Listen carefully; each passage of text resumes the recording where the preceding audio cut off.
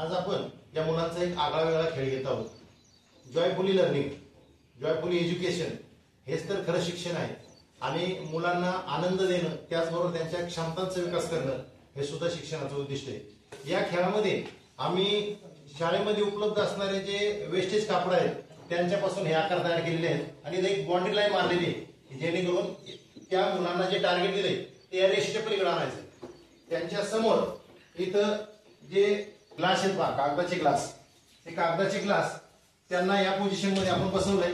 हात पाठीमागे येतं कारण त्याला हात लावायचा नाही आणि फुंकर मारत मारत ग्लास त्या टार्गेट पर्यंत नेऊन सोडायचा. ज्याचा ग्लास ही आतली लाईन अगोदर क्रॉस करत तो मुलगा विनर.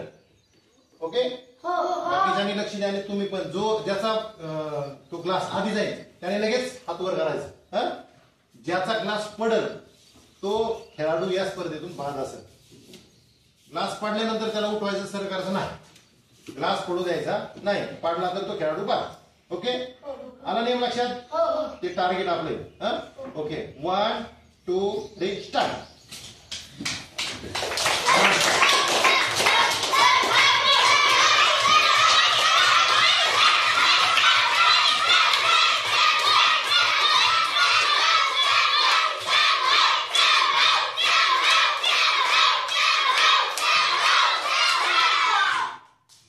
गुड.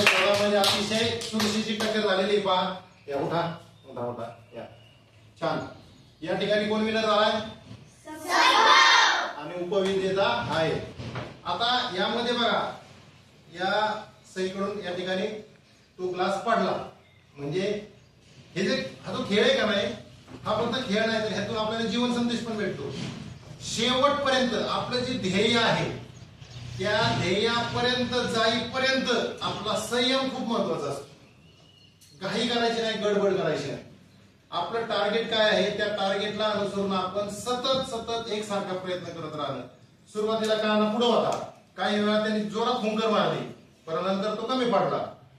संभवने सातत्य ठेवलं आणि प्रत्येकाकडे बघा तुम्ही, प्रत्येकाकडे वेगवेगळ्या गोष्टी आपल्याला पाहायला भेटतात, शिकायला भेटतात.